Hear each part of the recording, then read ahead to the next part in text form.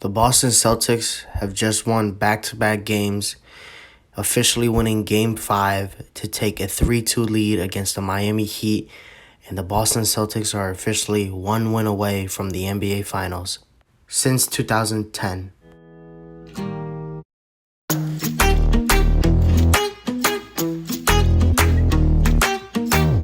This was definitely one of those games. One of those games where everybody was missing every single shot. Even if it was a wide open shot, it was a miss. And even shots that players like Jimmy Butler, Jason Tatum, that they usually make, they missed. And it was really weird to watch because as of late, we've seen a lot of NBA blowouts. But this game was fairly close till the fourth quarter, well, till the second half where Boston started to pull away. It was honestly an abysmal shooting night for both sides as Boston shot 46%, which is good in the grand scheme of things, but they were struggling a lot in the beginning, only scoring 17 in the first quarter and 20 in the second. Miami shot worse with 31%, and Boston shot 30% compared to 15% in three-point percentage. And it's kind of weird because Boston only took 33 three-pointers when, if you've watched any of their previous games, you know that they live and die by the three-point.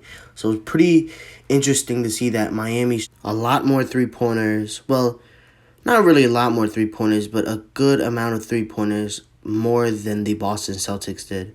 I'm also honestly surprised that Boston hasn't really pulled away from the series. I mean, if you look at the stats, the Celtics have actually won 13 out of the 16 quarters in the first 4 games. So it's kind of crazy to see. I think what really helped Boston win this game is the way that they play defense. Obviously, we know that they are one of the best defensive teams in the league, but the way that Boston plays defense is very interesting as almost the entire game, they were playing sluggish on Jimmy Butler. They were letting him take the shots that he usually makes, and Jimmy was actually missing. And we also saw a lot in this game that Boston was actually taking away the corner threes. We know that when the Heat struggle a lot offensively, they tend to put their shooters out there like Duncan Robinson, Gabe Vincent, and Max Strus, and they tend to try to shoot their way out of slumps. But Boston was taking away the corner threes. As soon as the ball got to the corner, they doubled, they trapped, they tried to get a turnover, and it worked. It worked, and that came with the help from Robert Williams. Robert Williams is one of the biggest X factors in this entire series. His ability to play defense as an off-ball defender is absolutely crazy. And there was a time, I think in the second or third quarter, Robert Williams was all the way in the paint, and he ran out, and due to his length, he was able to get a contest and a block on, I'm pretty sure it was Gabe Vincent's three-point attempt. I also have to give credit to Derek White. I think Derek White played an amazing game. He did what he needed to. He did exactly what Boston intended him to do when they traded for him. He played defense. He got in the passing lanes. He knew where to pass. He made the right decisions. I'm pretty sure he went 5 of 5 to start the game. I think he played really good. There was this one play in transition where he was all the way next to half court and he sprinted down to stop a potential lob pass to Bam Adebayo, and it was great. Speaking of Bam Adebayo, I have a serious issue with Bam Adebayo. He has a very big issue with not staying aggressive. He just can't. And it's really annoying because you see the potential with Bam. 2 games ago, you saw what he did, and you saw how much that helped Miami. In this game, Butler didn't play as well as he did in previous games, and Bam is the second option. And what's really annoying about this game is when you watch Bam play, Miami, they were letting him get the ball in the paint, and they were trying to cater to his offense, and Boston was just letting him take any shot he wanted. Now, he finished with 18, which is a good stat line, but he had 10 in the first quarter. He was very, very sluggish in the third quarter, and it's really annoying to see because Boston was basically letting him shoot. They put Grant Williams on Bam Adebayo, and Bam didn't take advantage of that mismatch. We also had 2 Heat starters with basically 0 points and not a single field goal.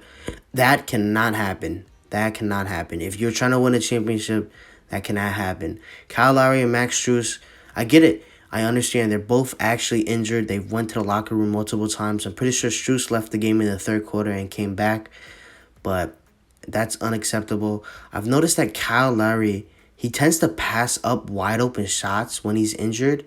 He's done it with Houston. He's done it with Toronto. He's very passive when he's injured, which is understandable, but when he's completely wide open, sometimes he'll just pass the ball, and it makes no sense. What I did like about Miami is that they were very good on the rebounds. They have a lot of disciplined rebounders who are amazing at boxing out. You can give credit to P.J. Tucker and Bam Adebayo for grabbing rebounds and tipping a lot of passes out. But they had 19 offensive rebounds. That is crazy. But I think one thing that they have to work on is their transition defense and as well as converting shots. Miami in the second half forced a lot of turnovers, but they couldn't convert because they would immediately give the ball right back to Boston. Now, to basically end it off, Miami and Boston both played really bad in the first half, but it was all Celtics in the second half. Celtics understood their issue and they fixed it. They perfected it in the second half. And what I really like about the wing duo of Jason Tatum and Jaylen Brown is that when they know one of them is on fire, they get out the way. And that goes for everybody. Everybody gets out the way. Jaylen Brown heated up. I think he had like 11 in the fourth quarter. And he started hitting deep threes. He even had this great dunk basically on Bam Adebayo. The Celtics also had a lot of small ball lineups, I guess you could call it. But Al Horford's been playing amazing all playoffs. What's really underrated about Al Horford is how good his playmaking and passing is. Like, he understands and he reads defenses really well. I also really like how Ime Udoka is really good with understanding who to play and when to play certain players. He even gave Peyton Pritchard, who's had a interesting, not so good playoffs, but he's been here and there, but he's cut down on his minutes. And I think Ime Udoka is a really good coach, and he's really emphasized the passing. And even with Marcus Smart not out there as much, as he got 4 fouls at the beginning of the third quarter, Boston just exploded in the second half with their defense. Like I said, Robert Williams and Brown just taking over. I think Miami still has a great chance to get back in the series, but with the way that the Celtics are playing and Robert Williams' ability to play defense, and he is ramping up because, every report, there's always going to be a report on Robert Williams and his injury, but if he plays more, I think Boston has a great chance of winning. But Miami, don't count Miami out. If Bam Adebayo stays aggressive and if they can get Tyler Herro back for their offensive scheme, then I think Miami has a good chance to come back in this series. But overall, in terms of this game, it was very sluggish at the beginning, but Boston perfected their issues in the first half and exploded in the second half. Jaylen Brown even had a lot of turnovers. He has had a lot of turnovers in the playoffs where he drives in the middle of lanes and he gets strips very easily. But in the second half, he knew what to do, and he basically told everybody to get out the way. And Boston just played a lot better in the second half defensively and offensively. The Boston Celtics are now officially one win away from reaching the NBA Finals since 2010.